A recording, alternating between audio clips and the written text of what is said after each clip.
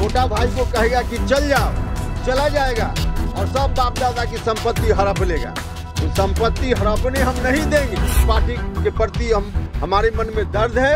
हमने भी इसको अपना खून पसीना देकर सींचने का काम किया। 2009 में उपचुनाव में बुरी तरह पिट गए, कमजोर हुए, याद किए तो उपेंद्र कुशवाहा उनके साथ खड़ा हुआ।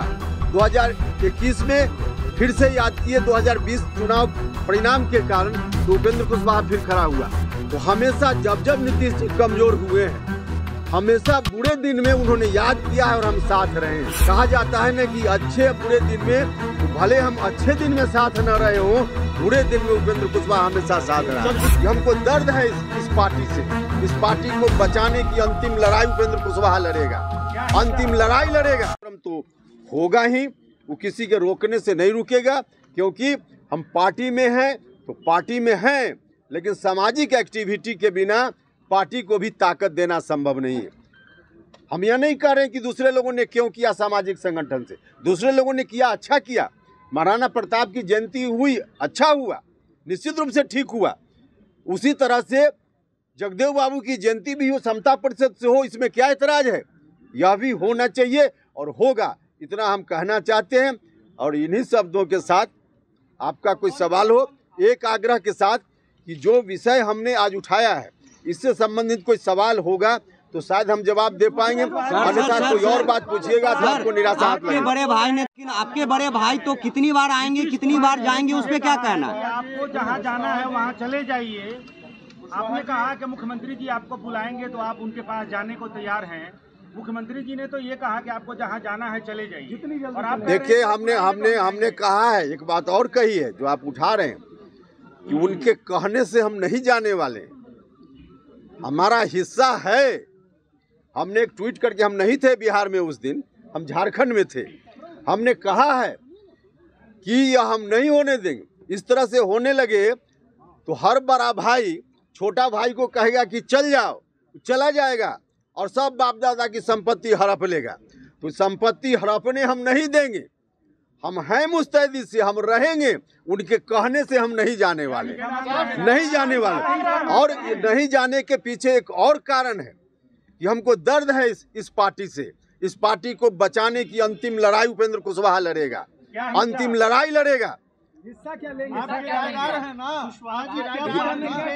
जो हमने कहा है आपको 2-3 विषय की बाद में करेंगे, उसमें यह बात भी, हिस्सेदारी वाली बात भी किसी और दिन अलग से सब्जेक्ट रखेंगे, आपको बताएंगे, निश्चित बताएंगे। बिना नीतीश कुमार से बात किए सर कैसे सर बात कर पाइए पार्टी में? नीतीश जी से आपकी बात नहीं चल रही है, ललन जी से बात नहीं चल रही है, कैसे पार्टी में रह पाइएगा? एक तरफ से सर नीतीश जी से बात नहीं चल रही है, ललन सिंह से बात नहीं चल रही है, पार्टी में कैसे सर बात कर पाइएगा? आप किराएदार हैं, जेडीयू में आप किराएदार की भूमिका में है। इसका जवाब मुख्यमंत्री जी देंगे। कैसे पार्टी में रह पाएंगे सर, ये सवाल है। नीतीश जी से बात नहीं हुई है, ललन सिंह से बात नहीं हो रही, पार्टी में कैसे रह पाएंगे? अरे भैया, हैं जैसे हैं। हमको देखिए, हम कोई व्यक्तिगत अपने लिए थोड़े हैं। हम तो कह रहे हैं कि बार बार जो करोड़ों लोग, जिन लोगों ने, लव कुश समाज के लोगों ने शुरुआती दौर में, अति पिछड़ा समाज के लोगों ने शुरुआती दौर में, दलित महादलित समाज के लोगों ने भी, और फिर सवर्ण समाज का भी एक बड़ा हिस्सा, सब लोगों ने मिलकर इस पार्टी को बनाया। और उस समय जो खौफनाक मंजर जिसकी हम चर्चा करते हैं, उस खौफनाक मंजर से बिहार को निकालने के लिए लोगों ने ताकत दी, समाज के सभी वर्ग के लोगों ने ताकत दी। वैसे लोगों के अरमानों की यह पार्टी है, इसलिए इस पार्टी के प्रति हमारे मन में दर्द है। हमने भी इसको अपना खून पसीना देकर सींचने का काम किया। नीतीश जी कह रहे हैं कि आप चले जाएं, प्रदेश अध्यक्ष कह रहे हैं चले जाएं, मतलब आप पार्टी में जबरदस्ती रहेंगे?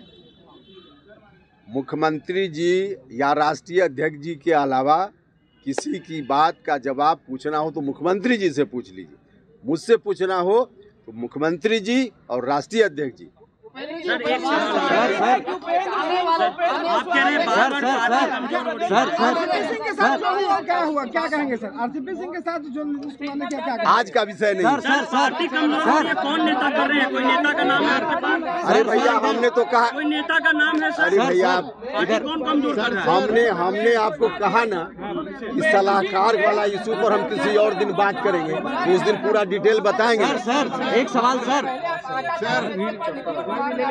एक सवाल सर मेरा भी हमने कहा भैया कि आदरणीय मुख्यमंत्री जी और आदरणीय राष्ट्रीय अध्यक्ष जी की बात का कोई जवाब लेना हो हमसे तो पूछिए, बाकी और मुख्यमंत्री जी से पूछिए।